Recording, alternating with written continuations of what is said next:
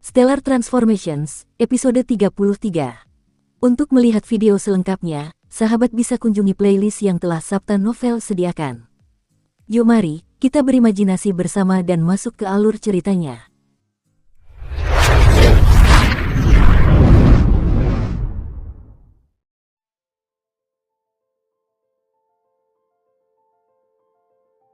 Aksinya sudah dimulai. Kenapa begitu cepat? Bagaimana situasi saat ini? Bagaimana para bandit air hitam ditangani? Apakah klan Sangguan tulus berpihak pada kita atau tidak? Qin Yu tidak sabar untuk bertanya kepada manajer Li. Ia jelas terkejut mengetahui bahwa Qin De memulai aksinya begitu awal. Ia pada dasarnya tidak pernah menyangka ayahnya akan memulai perang begitu awal. Awalnya, Qin Yu sangat khawatir dengan ambisi klan Qin untuk menyatukan kerajaan Chu karena, bagaimanapun juga, klan Xiang terlalu kuat sementara klannya masih diancam oleh para bandit. Jangan khawatir, Pangeran Ketiga, semuanya sudah dipersiapkan dengan baik ketika Yang Mulia memulai perang. Sejak perintah diberikan, pasukan kita telah maju dengan momentum yang tak terhentikan, hampir tanpa kerugian. Sekarang kita telah menduduki 10 wilayah kerajaan Chu. Manajer Li melambaikan tangannya sambil berkata, ia masih belum tahu bahwa sekarang wilayah Zhen yang telah dikalahkan. Lagi pula, mustahil berita itu dilaporkan secepat itu. Qin Yu terkejut, apa, 10 kabupaten? Dia tidak dapat membayangkan bagaimana ayahnya mampu menghadapi klan Mu dan klan Sangguan dalam waktu yang begitu singkat. Haha, Pangeran Ketiga, ada banyak hal tentang rencana Yang Mulia yang tidak kau ketahui. 300.000 bandit pegunungan air hitam diam-diam setia kepada klan Qin kita sejak awal. Sedangkan klan Sangguan, mereka ingin berkomplot melawan kita, tetapi Yang Mulia menggunakan tipu daya untuk merebut kendali atas 2 wilayah utara mereka sekaligus. Dan 3 wilayah selatan. Aku juga tidak yakin apa yang terjadi di sana, tetapi entah kenapa mereka telah bergantung pada Yang Mulia. Dalam waktu singkat, pikiran Qin Yu telah memahami hampir seluruh jalannya perang. Dia merebut 2 wilayah utara melalui konspirasi. Mengetahui bahwa ayahnya berhasil menguasai 2 wilayah utara, dia dapat menyimpulkan bahwa metode yang paling mungkin digunakan adalah pembunuhan, penjebakan, dan sebagainya. Qin Yu mengerutkan kening, matanya berkilat, Paman Li, di mana ayahku? Dan di mana kakak laki-laki dan kakak perempuanku? Yang paling ia inginkan saat ini adalah bertemu dengan kerabatnya. Lagi pula, ia sudah lama berpisah dengan mereka. Lagi pula, dengan kekuatannya saat ini, ia mungkin bisa membantu mereka juga. Manajer Li berpikir sejenak lalu berkata, Yang Mulia ada di kota Xiang, dekat pegunungan air hitam. Namun, pangeran pertama sedang memimpin pasukannya di Kabupaten Leisue, dan pangeran kedua ada di kota Wuxue, dekat kota Xiang. Kota Xiang, mata Qin Yu berbinar. Setelah meninggalkan villa berkabut pada usia 13 tahun untuk menjalankan misi pembunuhan, ia sering menjelajahi kerajaan Chu bersama Xiao Hei sehingga ia menjadi sangat akrab dengan berbagai kota, bahkan kota-kota kecil di sana. Kini, begitu mendengar nama kota Xiang disebut-sebut, ia langsung ingat letaknya. Di sebuah rumah halaman di kota Xiang. Yang Mulia, jika Xiang yang itu benar-benar melancarkan serangan mematikan, Yang Mulia pasti sudah mati. Apapun yang terjadi, Yang Mulia seharusnya tidak bermain-main dengan hidup Yang Mulia seperti itu, kata Su Yuan kepada Qin De dengan marah. Namun, melihat Qin De masih hidup, dia juga diam-diam menghela napas lega. Dompet brokat pemberian Qin De menceritakan bagaimana berbagai urusan keluarga Qin akan ditangani setelah Qin De meninggal. Melihat isi dompet brokat tersebut, Su Yuan tahu bahwa ada sesuatu yang tidak beres. Untungnya, Qin De akhirnya terbang turun dari langit dalam keadaan hidup. Su Yuan, orang-orang yang juga Xiuzenis sepertiku tidak bisa bersembunyi dari seorang ahli Yuanying tahap awal. Di dunia fana, aku, yang telah mencapai tahap Jindan, bagaikan lampu yang terang di kegelapan. Dia bisa menemukanku dengan sangat cepat, kata Qin De sambil tersenyum acuh tak acuh. Su Yuan juga mengerti maksud Qin De, tetapi ia tetap bertanya, apakah Xiang yang benar-benar tangguh, Yang Mulia? Bahkan Anda dan Sang Xian Fen Yuxi pun tak mampu menghadapinya. Su Yuan sangat cerdas tetapi dia masih belum tahu banyak tentang dunia Xiuzhen. Qin De tak kuasa menahan senyum tipis, sekalipun aku dan Fen Yuxi bekerja sama, kita tetap takkan bisa melukainya. Ini masih tahap awal Yuanying, apalagi perbedaan kekuatan di antara kita terlalu besar. Qin De khawatir dalam hatinya, memikirkan bagaimana caranya menghadapi Xiang Yang. Jika dia tidak dapat melenyapkan Xiang Yang, bahkan jika klan Qin menguasai kerajaan, Xiang Yang yang murka kemungkinan besar akan menghabisi semua anggotanya. Untuk saat ini, aku hanya bisa memerintahkan pasukan untuk berhenti menyerang. Jika masalah ini tidak bisa diselesaikan, menyerang lagi hanya akan memancing amarah Xiang yang mengerikan ini. Qin De mengerutkan kening dalam-dalam. Tak lama setelah Xiang yang pergi, ia sudah mengirim pasukan ke pasukan dengan perintah untuk berhenti menyerang. Xiang Yang, bagaimana cara menghadapi ahli super tahap awal Yuan Ying? Qin De memeras otaknya, tetapi perbedaan kekuatan di antara mereka begitu besar sehingga semua triknya menjadi tidak berguna. Yang mulia, apakah Wu De baru saja datang ke sini? Sebuah suara jernih terdengar. Qin De menoleh ke belakang dan melihat Fen Yuzi terbang ke halaman langsung dari kejauhan di langit dengan pedang terbangnya. Ada sedikit kecemasan di matanya. Wu De, kalau dia datang ke sini sendirian, pasti bagus. Leluhur Agung Klan Xiang juga bersamanya. Qin De menggelengkan kepala dan berkata sambil tersenyum. Fen Yuzi juga pernah mendengar nama Xiang yang terkenal. Ia sedikit mengernyit, lalu berkata, Xiang Yang, kaisar pertama Klan Xiang. Jika dia masih hidup, dia pasti sudah berlatih selama hampir 1000 tahun. Mungkin kekuatannya hampir setara dengan Wu De, kan? Hampir. Kalau begitu, aku tidak akan terlalu tertekan. Ini tahap awal Yuan Ying, kata Qin De terus terang. Xiang yang sudah mencapai tahap awal Yuan Ying. Apa? Astaga, Yuan Ying tahap awal. Bagaimana mungkin? Kesenjangannya terlalu besar, sungguh terlalu besar. Wajah Fen Yuzi berubah total. Seorang ahli Yuan Ying tahap awal bisa menghadapi 3 atau 4 ahli jin dan tahap akhir, sedangkan dia hanya ahli jin dan tahap tengah, dan Qin De bahkan lebih buruk lagi, seorang ahli jin dan tahap awal. Mereka sama sekali tidak bisa dibandingkan dengan Xiang Yang. Ketika klan Xiang tiba-tiba memiliki ahli super seperti itu, bukankah rencanamu sudah tamat? Fen Yuzi tahu betul tentang rencana Qin De dan dia mengerti satu hal. Ahli Yuan Ying tingkat awal tidak dapat dibunuh dengan serangan massal, dan dia juga tidak dapat dibunuh olehnya dan Qin De. Qin De tersenyum kecewa, Kakak Feng, ayo main game dulu, nanti kita ngobrol lagi. Biasanya, ketika Qin De tidak bisa menyelesaikan masalah setelah berpikir keras, dia akan mengesampingkannya dan beristirahat dulu sebelum memikirkannya lagi. Fen Yuzi juga mengangguk, kalau begitu aku akan bermain game denganmu, Yang Mulia. Qin De dan Fen Yuzi segera duduk dan mulai bermain Go dengan damai. Di Kabupaten Lei Sui, di kamar Qin Feng. Marsekal, Yang Mulia telah memerintahkan Anda untuk mempertahankan kota-kota dan tidak boleh keluar untuk menyerang. Seorang prajurit yang membawa perintah memberitahu Qin Feng dengan jelas tentang perintah Qin De. Setelah mendengarnya, Qin Feng tak kuasa menahan diri untuk bertanya, lalu kapan pertempuran akan dimulai? Prajurit yang membawa perintah itu berkata, Yang Mulia berkata kalian tidak boleh menyerang untuk saat ini, kecuali Yang Mulia memberi perintah lain. Qin Feng mengerutkan kening dan melambaikan tangannya, mengusir prajurit pembawa perintah itu. Ia kemudian mulai merenung, bukankah perintah ayah ini dimaksudkan untuk menghentikan kita menyerang lagi?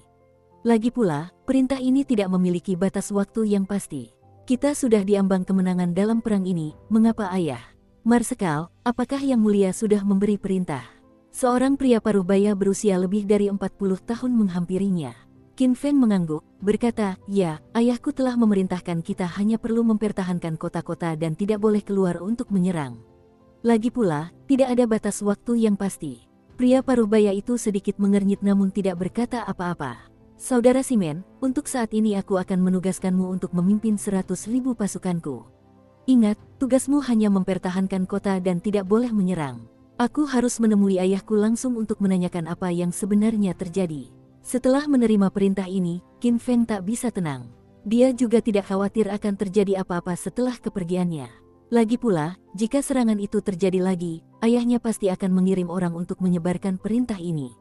Karena dia akan berada di kota Xiang saat itu, tentu saja dia akan mengetahuinya. Yang Mulia, jadi, Anda ingin menemuinya? Tanya Si Mensin ragu. Qin Feng mengangguk, saya pergi sekarang. Ini kartu otoritas saya. Ini hanya untuk mempertahankan kota. Saya percaya pada bakat Anda, Saudara Simen.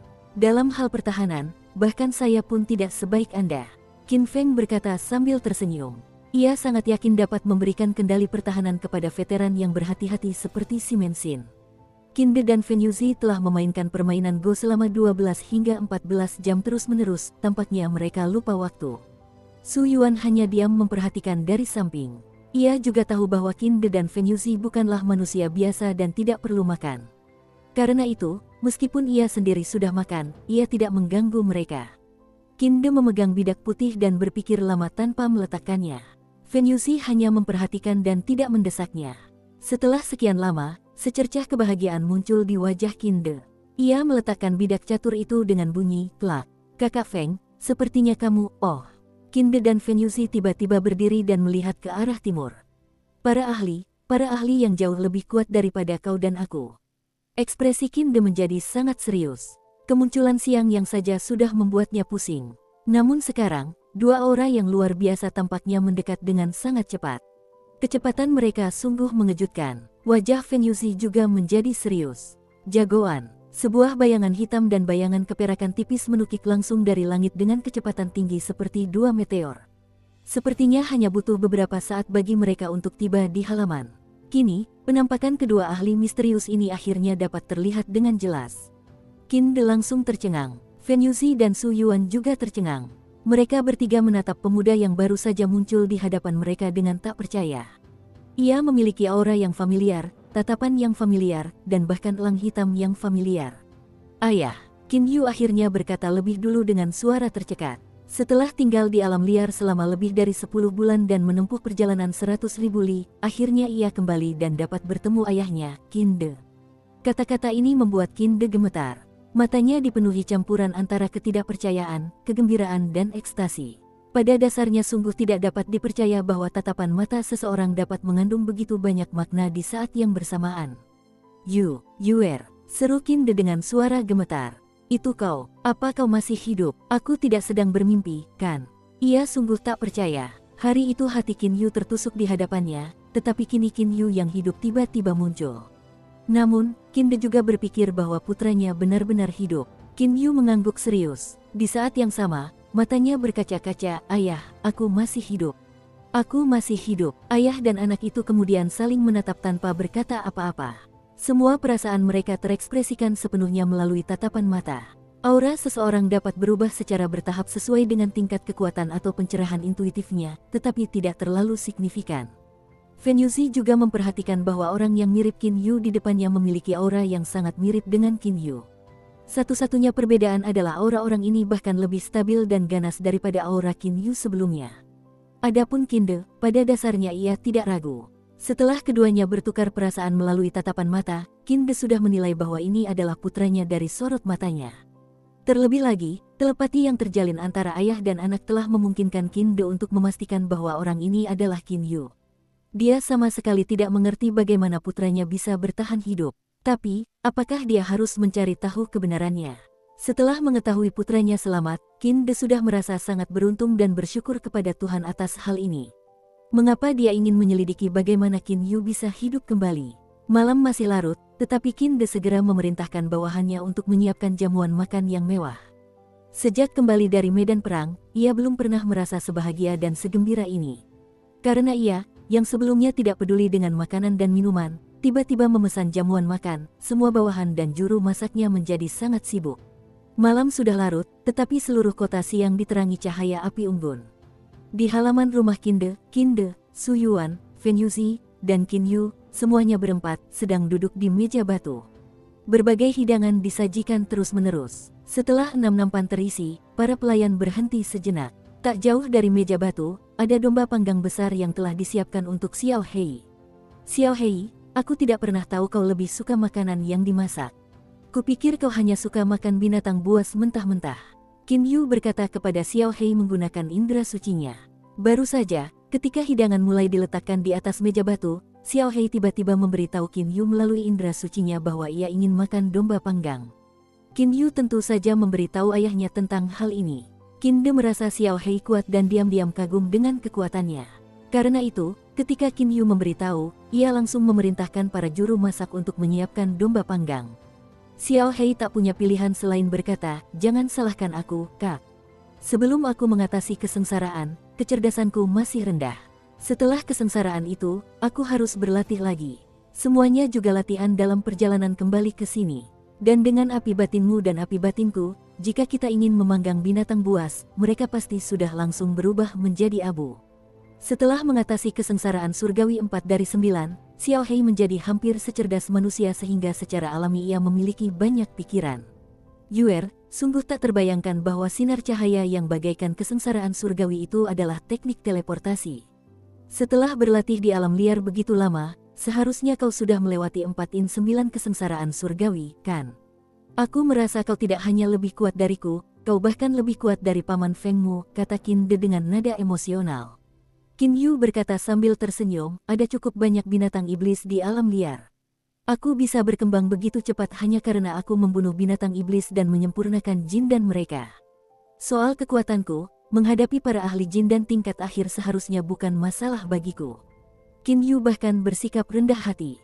Kekuatannya dan Xiao Hei tidak bisa dinilai dari penampilan. Saat ia masih di tahap nebula awal dan Xiao Hei di tahap jin dan awal, mereka sudah mampu membunuh dua macan tutul angin hitam jin dan akhir dengan menggunakan teknik khusus mereka. Setelah menyempurnakan dua jin dan akhir dari macan tutul tersebut, kekuatan keduanya meningkat satu tingkat. Saat ini Qin Yu berada di tahap nebula tengah dan Xiao Hei berada di tahap jin dan tengah sehingga akan sangat mudah bagi mereka untuk berhadapan dengan para ahli jin dan akhir. Saat Qin Yu selesai berkata, sebuah suara yang familiar terdengar dari luar rumah halaman. Ayah, pada saat yang sama, gerbang rumah terbuka. Ternyata itu Qin Feng. Ia telah bergegas ke rumah halaman ini sejak tiba di kota siang setelah berjalan sangat cepat untuk waktu yang lama. Ayah, mengapa ayah memberi perintah itu? Ah, Xiao Yu. Saat Qin Feng melihat Qin Yu, seluruh tubuhnya membeku seolah tersambar petir. Kakak, Qin Yu tiba-tiba berdiri dari tempat duduknya, matanya dipenuhi kegembiraan. Namun, saat ini Qin Feng jauh lebih terkejut daripada Qin Yu. Ketika ia mengetahui kematian Qin Yu, ia telah lama berduka. Ia telah berpartisipasi dalam perang ini dengan niat membalas dendam atas kematian saudara ketiganya, tetapi sekarang saudara ketiganya tiba-tiba berdiri di hadapannya dalam keadaan hidup. Xiao Yu, Qin Feng tidak tahu harus berkata apa saat ini. Fenger, cepat duduk, sebentar lagi kau akan tahu apa yang terjadi pada Yuer. Jangan bertingkah seperti itu, dia kan adik ketigamu. Dia benar-benar hidup. Qin De tertawa riang, sudah lama ia tidak tertawa sebahagia ini. Qin Feng menggelengkan kepalanya keras-keras. Apapun yang terjadi, selama saudara ketiganya masih hidup, segalanya baik-baik saja baginya. Dia segera duduk juga. Kelima orang itu mengelilingi meja.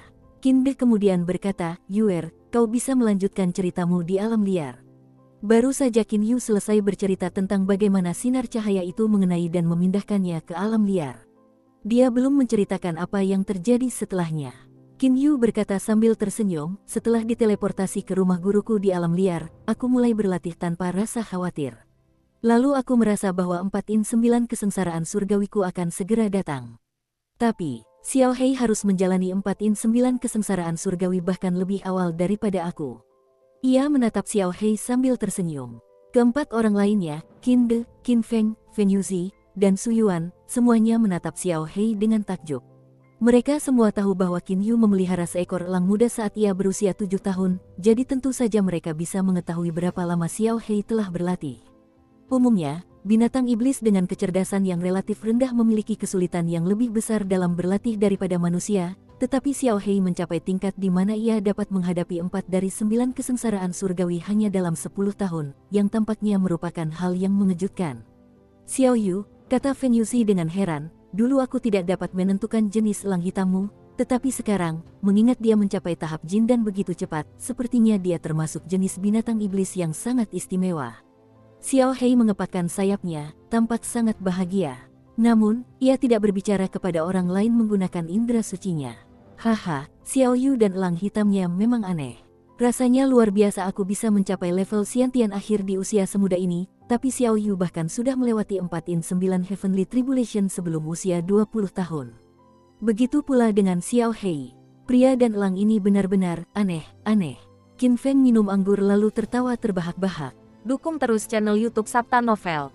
Qin De juga minum secangkir anggur lalu berkata kepada Qin Feng, Fenger, saudara ketigamu tidak hanya berhasil mengatasi kesengsaraan surgawi 4 dari 9, sekarang bahkan para ahli jin dan tingkat akhir pun tidak sebanding dengannya.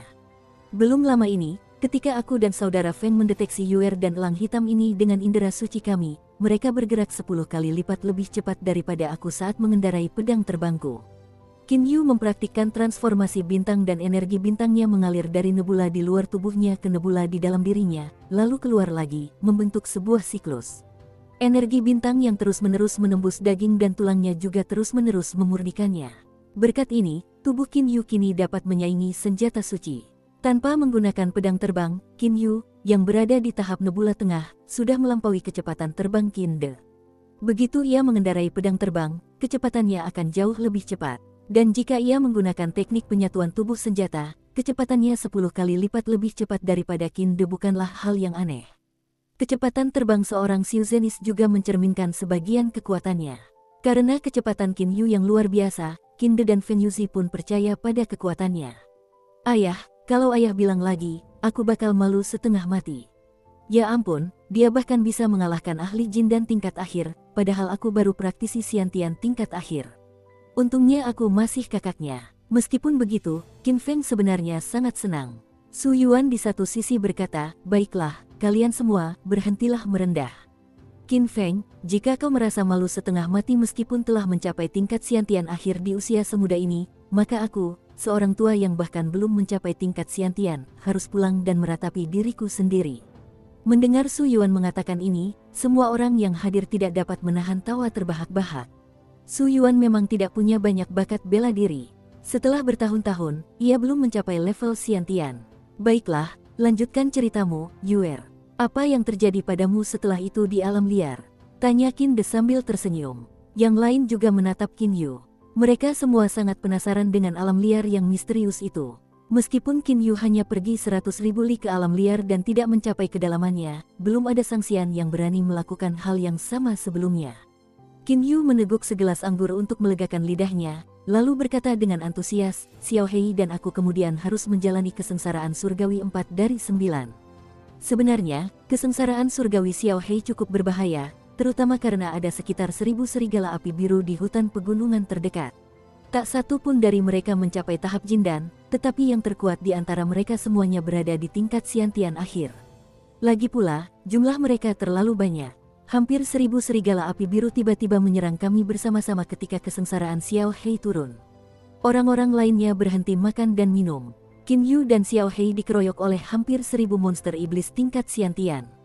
Terlebih lagi, mereka juga tahu bahwa saat itu Qin Yu belum melewati masa kesengsaraannya dan hanya seorang ahli Xiantian tingkat puncak.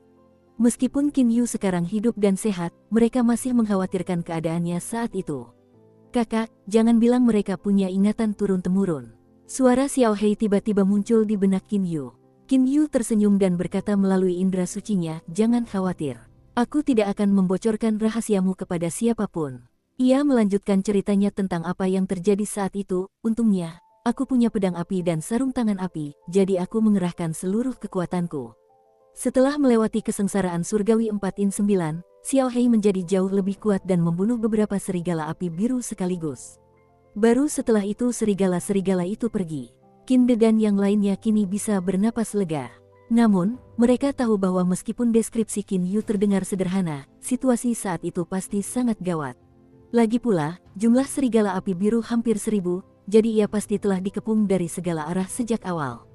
Setelah sekian lama, Qin Yu akhirnya selesai bercerita singkat tentang petualangannya di alam liar kali ini. Tentu saja, ia tidak menyebutkan bahwa gurunya Lei Wei berasal dari alam semesta yang berbeda, juga tidak menyebutkan beberapa teknik rahasia seperti transformasi bintang. Binatang suci naga singa batu. Binatang suci Hong Luan. Fen Yuzi menarik napas dingin. Mendengar bagian terakhir cerita Qin Yu, orang lain bahkan bisa merasakan betapa menakutkannya kedua makhluk dewa raksasa ini hanya melalui kata-katanya. Makhluk dewa disebut makhluk dewa hanya karena kemampuan bawaan mereka yang luar biasa. Saat baru lahir, mereka juga sangat lemah. Namun, bagi Fen Yuzi dan yang lainnya, binatang dewa tahap Yuanying adalah makhluk yang benar-benar tak terkalahkan. Ya ampun, setidaknya mereka berada di tahap Yuanying. Selain itu, salah satunya adalah singa naga Rocky, yang memiliki pertahanan yang sangat kuat, dan yang lainnya adalah Hong Luan, yang mirip dengan burung phoenix. Meskipun kedua binatang suci ini berada di tahap Yuanying, mereka pasti bisa menyaingi para Xiuzenis Dongsu. Sebagai seorang Xiuzenis, Fen Yuzi juga tahu tentang beberapa binatang iblis. Qin De dan yang lainnya terdiam. Xiuzenis panggung Dongsu, ini telah melampaui imajinasi mereka. Untuk mencapai tahap Dongsu dari tahap Yuanying, seorang praktisi harus melewati kesengsaraan surgawi 6-9. Terdapat perbedaan kekuatan yang sangat besar antara kedua tahap ini, tetapi seorang Yuanying Xiangyang yang masih berada di tahap awal saja sudah tak terkalahkan di mata Qin De dan Fen Yuzi. Dibandingkan dengan Xiuzenis tahap Dongsu, Qin De dan Fen Yuzi bagaikan bayi di hadapan raksasa. Untungnya, Qin De khawatir akan nasib putranya. Qin Yu berkata tanpa daya, tidak ada yang bisa kulakukan. Mereka terlalu kuat. Untungnya, Hong Luan akhirnya muncul dan melawan singa naga Rocky. Kalau tidak, mungkin aku dan Xiao Hei akan dimakan oleh singa naga Rocky itu. Dia terlalu kuat. Mengingat situasi saat itu, Qin Yu masih merasakan perasaan tidak nyaman mengalir dalam dirinya. Mereka tidak hanya kuat, pada tingkat kekuatan apapun, seekor singa batu naga bahkan sedikit lebih kuat daripada seekor naga dalam hal pertahanan. Tanpa pedang terbang suci tingkat tinggi, bahkan seorang Xiuzenis Dongsu pun tak akan mampu menembus pertahanan singa batu naga Yuanying itu. Dan seorang Xiuzenis Yuanying, bahkan dengan pedang terbang tingkat tinggi, tak akan mampu menggoresnya. Sedangkan untuk Hong Luan, pedang terbang biasa akan langsung meleleh oleh api pelindung tubuhnya bahkan sebelum mendekatinya, kata Feng Yuzi dengan nada yang jelas-jelas bersemangat. Lalu semuanya terdiam sejenak. Bagi orang-orang yang masih berjuang di tahap Jindan seperti Feng Yuzi, makhluk-makhluk suci semacam ini hanyalah sesuatu yang dapat mereka kagumi. Baiklah, binatang-binatang suci ini tidak akan meninggalkan alam liar, jadi kita tidak perlu khawatir. Melihat ekspresi orang lain, Feng Yuzi berkata dengan nada menghibur. Namun, ia kemudian tersenyum dan menggelengkan kepala. Pantas saja, dengan begitu banyak binatang iblis, tak heran di antara para Xiuzenis dari kepulauan abadi di luar negeri, tak seorang pun berani masuk jauh ke alam liar. Mereka hanya berani mengitarinya. Bila di suatu daerah yang tidak jauh di dalam wilderness saja sudah ada 2 binatang dewa Yuanying, binatang jenis apa saja yang ada di dalamnya. Pergi ke kedalaman alam liar, mungkin bahkan para ahli daceng pun tidak berani melakukannya. Qin Yu berpikir dalam hati. Berkat beberapa buku dan catatan yang ditinggalkan Lei Wei, ia tahu tentang kengerian di kedalaman alam liar. Dulu, bahkan Lei Wei, yang kekuatannya setara dengan tahap daceng, tidak berani maju setelah mendekati bagian terdalamnya. Setelah membahas perjalanan Qin Yu di alam liar, orang-orang yang hadir mulai membicarakan jalannya perang. Setelah sekian lama, ketika semua orang sudah makan dan minum banyak, secercah cahaya tiba-tiba muncul di langit. Ternyata fajar telah menyingsing, namun perjamuan yang berlangsung setengah malam itu belum juga usai. Kali ini, kenapa ayah memberi kami perintah untuk hanya mempertahankan kota tanpa menyerang? Sekarang kami telah merebut 11 kabupaten. Begitu kita menyerang bersama dari 3 sisi, akan semudah melambaikan tangan untuk menaklukkan Kabupaten Bacu. Baru sekarang Qin Feng ingat tujuan kedatangannya ke sini. Begitu Qin De mendengar ini, dia memaksakan senyum. Su Yuan berkata, Qin Feng, kamu masih belum tahu bahwa Xiang Yang dari klan Xiang datang ke sini kemarin siang. Xiang Yang, Qin Yu dan Qin Feng berseru hampir bersamaan. Qin Yu kemudian melanjutkan, bukankah Xiang Yang adalah kaisar pertama yang sebenarnya dan menciptakan dinasti Chu? Qin Feng juga menatap Su Yuan dan Qin De, hatinya dipenuhi keheranan. Ya, itu dia, kata Qin De sambil mengangguk. Lagi pula, dia sudah mencapai tahap awal Yuanying. Wajah Qin Yu sedikit berubah warna, tetapi pikirannya mulai berpikir. Xiang Yang telah mencapai tahap awal tahap Yuanying, tetapi saat ia masih di tahap awal tahap Nebula, ia mampu membunuh macan tutul angin hitam jin dan akhir, dan sekarang ia telah melangkah 1 langkah ke tahap tengah Nebula. Secara teori ia seharusnya mampu memberi perlawanan sengit kepada Xiang Yang. Namun, perbedaan antara tahap jin dan akhir dan tahap Yuanying awal tidak hanya terletak pada kekuatan fisiknya, tetapi juga pada tingkat pemahaman jalan surga. Sulit untuk menjembatani kesenjangan pada tahap Yuanying, sehingga untuk saat ini Qin Yu juga merasa ragu akan kemenangannya. Jika Xiao Hei dan aku bekerja sama dan menggunakan keahlian khusus kami masing-masing, mungkin kami bisa berhasil. Ia menghitung dalam hatinya. Qin De melanjutkan, Xiang Yang sangat kurang ajar. Dia bahkan dengan konyol mencoba memaksa kita kembali ke 3 wilayah timur. Senyum dingin muncul di wajahnya. Dia hanya seorang Xiuzenis, tapi dia ingin membuatku menyerah dengan kekerasan. Bagaimana mungkin? Qin Feng berdiri dan berkata, apa yang perlu ditakutkan? Ketika pasukan kita menyerang dari 3 sisi, apa gunanya kekuatan individunya? Qin De menghela napas panjang dan berkata, benar. Dia memang tak akan mampu berbuat apa-apa terhadap pasukan kita yang besar. Tapi, dia bisa memusnahkan klan Qin. Mendengar ini, Qin Feng terdiam. Jika seorang ahli Yuanying tingkat awal seperti dia marah, tak akan sulit baginya untuk melenyapkan seluruh klan Qin. Karena itu, aku tak punya pilihan selain berkompromi. Aku hanya bisa menggunakan pasukan untuk mengancamnya bahwa jika dia membunuh seorang anggota klan Qin, aku akan menghancurkan klan Xiang bahkan jika kami pun musnah. Hanya dengan begitu aku bisa menghalangi orang tua ini, kata Qin De sambil mendesah. Sekarang Qin Feng akhirnya mengerti penderitaan ayahnya. Dulu dia bisa menghabisi klan Qin, tapi sekarang tidak bisa, kata Qin Yu dengan suara sedingin es. Qin De, Feng Yuzi, Qin Feng, dan Su Yuan semuanya menatapnya. Mereka agak sulit mempercayai bahwa Qin Yu baru saja mengucapkan kata-kata agung itu. Namun, aura garang di sekitarnya saat ini dan tatapan dingin di matanya menunjukkan tekadnya dengan jelas. Xiao Yu, kau bukan tandingannya. Kritik Feng Yuzi dingin. Meskipun kau bisa membunuh ahli jin dan tingkat akhir, perbedaan antara mereka dan ahli Yuanying tingkat awal terlalu besar. Perbedaan ini tidak bisa diimbangi dengan kekuatan fisik. Dia sudah berlatih hampir 1000 tahun, sementara kau baru berlatih kurang dari 20 tahun. Bagaimana tingkat pemahamanmu bisa dibandingkan dengannya? Qin Yu tahu apa maksud Feng Yuzi, tetapi dia tidak mengatakan apapun. Dia tidak tahu apa levelnya, tetapi dia tahu satu hal, yaitu jiwanya dipelihara secara perlahan oleh energi air mata meteorik setiap saat, yang berarti levelnya tampaknya selalu meningkat. Meskipun kemajuannya lambat, namun tidak pernah berhenti. Yuer, jangan khawatir. Kita bisa bertahan. Saat kau tidak di sini, aku tidak tahu harus berbuat apa. Tapi setelah kau kembali, aku punya solusi. Pertama, kau harus menahan diri. Kau mencapai levelmu saat ini hanya dalam 20 tahun. Mengingat kecepatanmu dalam berlatih, kau harus berlatih selama 10 atau 20 tahun lagi. Tidak akan terlambat untuk bertindak ketika kau benar-benar yakin akan menang. Qin De tahu bahwa dengan temperamen putra ketiganya, begitu ia telah mengambil keputusan, pada dasarnya tidak ada cara untuk membujuknya selain ini. Qin Yu mengangguk, tetapi tidak berkata apa-apa lagi. Ia tidak ingin membuat ayahnya khawatir. Xiao Hei, kalau kita bersatu, menurutmu apa kita punya peluang bagus untuk mengalahkan seorang Xiuzenis Yuanying tingkat awal? Dia menggunakan komunikasi indera suci. Kita tidak mati bahkan saat bertemu makhluk suci seperti naga dan singa batu itu. Kakak, aku tidak pernah menyangka kau akan takut pada seorang Xiuzenis Yuanying tingkat awal. Suara Xiao Hei meninggi di benak Qin Yu. Mendengar ini, Qin Yu tak kuasa menahan senyum tipis. Tentu saja, dia juga telah membuat keputusan.